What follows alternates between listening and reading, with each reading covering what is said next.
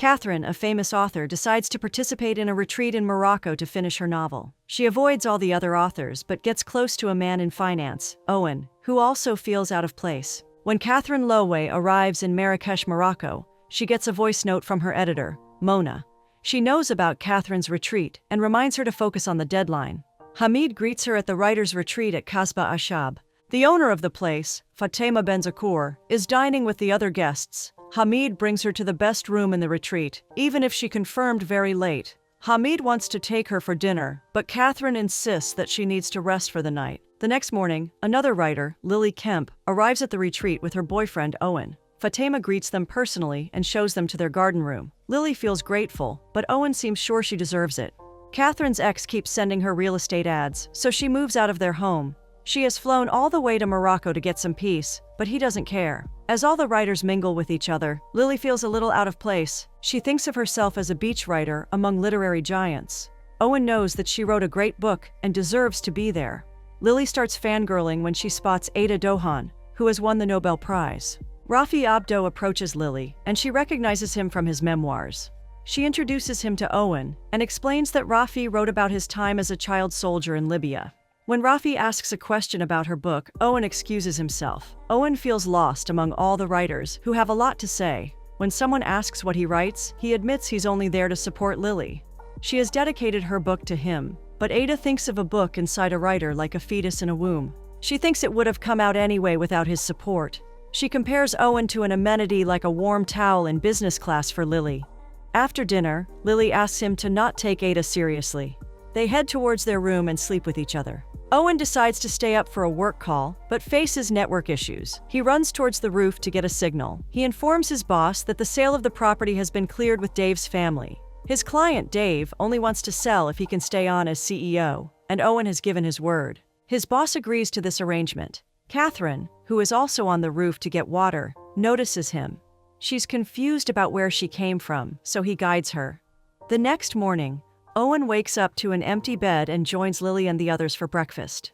She needs to stay back that day because Fatema wants them to share their thoughts with a reporter. Lily feels bad for leaving him alone, but Owen assures her he will make something of his day. Catherine needs a quiet place to work, so Hamid suggests she can go on an expedition. No one else has signed up yet, and the driver doesn't speak English. Before the car leaves, Owen joins them too. He thinks Catherine looks familiar and realizes that she's the author Lily loves. He jokes about seeing her face in bed a lot. Catherine explains that she's busy, so Owen decides to stay quiet. They make a stop, where Catherine continues to work while eating. She asks Owen to join her when she takes a break. Owen doesn't like traveling and doesn't believe that it's a transformative experience. Catherine shares that she flew 1,000 miles to finish a book she couldn't finish back home. On their way back, their driver Aziz stops the car because of some engine trouble. Sisi, who is Aziz's brother, comes to help them. He offers to give them a ride in his truck while the car gets fixed. He takes them to his family's home in the meantime. Owen and Catherine get treated like royalty when they arrive at Sisi's place. The kids gather around them, and they walk among the goats. Owen wonders if such retreats are a huge part of being a writer. This is when Catherine jokes about how much she loves hanging out with drunk people who talk about themselves. But she knows that such retreats can help build contacts. Owen shares what happened when Lily's first novel did so well that she became an overnight sensation. Catherine knows that transformation can be tough, which is why Owen thinks that everything is different now. Owen joins Lily when they get back, and she seems to be enjoying a lot with the other writers while trying hashish. She is worried about Owen being lonely, but he shares that Catherine accompanied him on the trip. Lily doesn't believe that Catherine is there and wonders what they talked about. She feels disappointed that he didn't discuss enough things with a great writer like her. They're interrupted by Owen's work call. His boss is willing to offer Dave a percentage of their profits, but doesn't want him to retain ownership. Owen knows how important it is for Dave to be a part of his family's legacy, but his boss doesn't care. Catherine begs Hamid for a quiet place to work, so he secretly shows her a storage room. Lily and Owen go sightseeing with the group to some ruins. Raya seems to know it was named after the Sultan's favorite concubine. Lily seems interested to know if he has seen similar ruins in Libya. Owen leaves to attend another call because his boss wants to force Dave to accept their offer. When he joins the group for lunch, the writers wonder what he does. Owen explains that his company invests in assets that are bound to appreciate. He's trying to buy a property with coal deposits, which will come in handy when there's more global demand for power. He excuses himself again for another call. Lily doesn't like that he keeps disappearing to take every single call. He feels bad too, because he wants to be present. Fatima finally catches hold of Catherine when she steps out for a bit. She insists that Catherine should be a part of the group and join them for dinner. Lily introduces herself to Catherine and thanks her for inspiring her to be a writer. Catherine tries to be polite to her till Owen joins them. Lily remembers that they've already met and starts trying to lead the conversation. She remembers reading about the farmhouse Catherine lives in with some guy. She thinks that felt like the perfect life. Catherine doesn't reply to that and excuses herself. That night, they all play a guessing game of literary figures. While Catherine is great at the answers, Lily also seems to be vibing with Rhea. When it's Owen's turn, he realizes he doesn't know who Pip is. He remembers something from music, but Lily reminds him it has to be literature. She gets anxious that he's not giving clues and keeps probing him to get something. When his chance is over, she jokes about him only reading Sports Illustrated. Catherine notices how hurt Owen feels as he walks off. She invites him over for a drink, and he notices that she has the best room. When he mentions Pip, Catherine knows he was thinking about a backup singer. She informs him that Pip is also a character in a Charles Dickens novel. Owen feels embarrassed, but Catherine insists she prefers the music reference. He wonders how Catherine's partner deals with these retreats because he has Googled her. He knows that she published her first book in college and has too many books after that. He also read about her rich sculptor partner. Catherine is impressed, but believes that true familiarity comes with details that aren't online. She asks about his nickname and seems sure he played football and has one. She somehow knows that cheerleaders called him the Big O. It usually comes with a cheer, so he recites it for her. When they're done laughing, he wonders why she couldn't finish her book at home. She wants to share her story, but he gets a text for a work call. When Owen gets back from a run, Lily is excited about getting a 2-book deal from Random House. Owen doesn't seem interested, so she assumes that he's threatened by her success. He explains that he's pissed because she shot him down in front of a lot of people for not knowing Dickens. Lily insists she was joking, but Owen is hurt that she humiliated him. She understands that he's having a bad day, but doesn't want to ruin hers. She asks him to find her when he's in a better mood. Owen takes a bike into town and eats a sandwich alone. He notices Catherine walking with another writer from the retreat, Ugo, and follows them. When he realizes she noticed him, he pretends he didn't see her.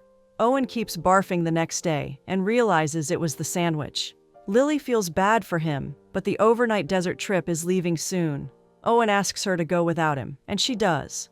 Catherine hasn't gone to the desert because she has already been there. Ugo seems sure Catherine is stuck with her book. He asks her to do something drastic with the main character. Ugo also jokes about almost being married to Catherine. She assures Owen that her relationship with Ugo ended pretty soon. She asks why Owen followed her to town yesterday. Owen clarifies that he went there himself but admits that he saw them. Since Ugo looked wasted, he wanted to make sure Catherine was okay. When Catherine takes him shopping, Owen keeps texting for work. He explains that he found a West Virginia property with a lot of coal. His bosses have been excited about it, but the seller wants to stick around his family property. When Owen gave him his word, his bosses initially agreed. Now Owen's boss wants Dave gone from the deal. Owen wants to do the right thing, but Catherine knows how hard it is. Catherine shares that she needs to find a place back home. She parted ways with the sculptor, who was with her for 14 years. He got cancer, but it was detected early and treated. That month of panic still made him realize that she is incapable of love and always working.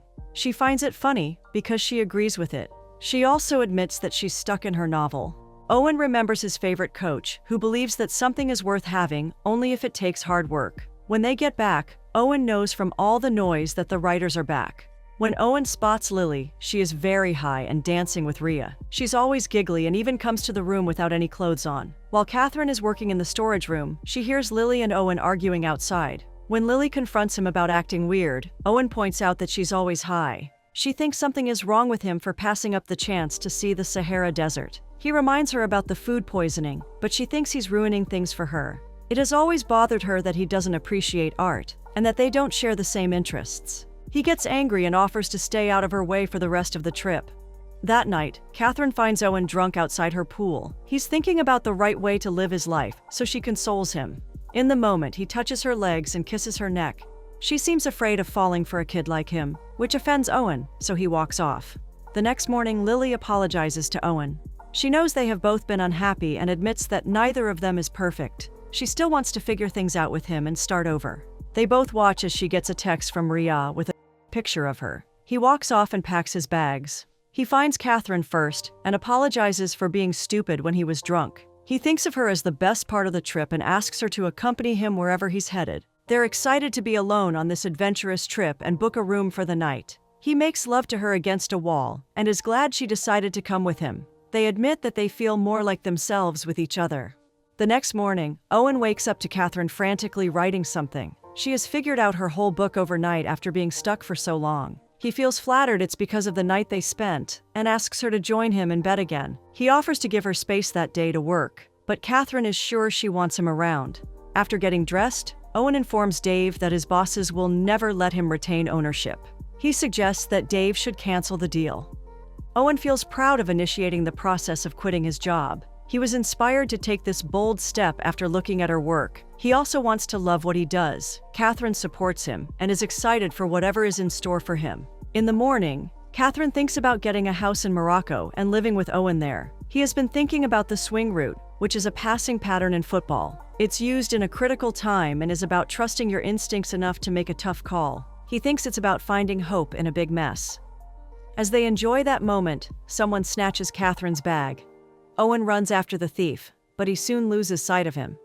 Catherine hasn't backed up the book and is panicking after searching the whole day, too. She apologizes for snapping at him but has decided to go back home and find a place. She wants to start fresh alone, but Owen suggests she shouldn't make hasty decisions. Catherine rants about losing 2 years of her life with the book. When she blames herself for getting distracted by him, he gets offended and leaves. After a significant amount of time, Catherine has released her 8th novel. She thinks she has learned a lot from the process. The book has also made her realize that she was running away from the idea of safety and being loved. Owen finds Catherine at a bar with her friends and drops by to greet her. When he leaves to join his friends, Catherine follows him outside. She admits that she kept wanting to call him, but couldn't. She felt embarrassed and hated how she acted that day. She remembers how tough it was to start over when she got back home. She kept missing him and holding on to his memories. Her latest book is called The Swing Route, and he remembers talking about it with her. When she assures him that he was never a distraction, he kisses her.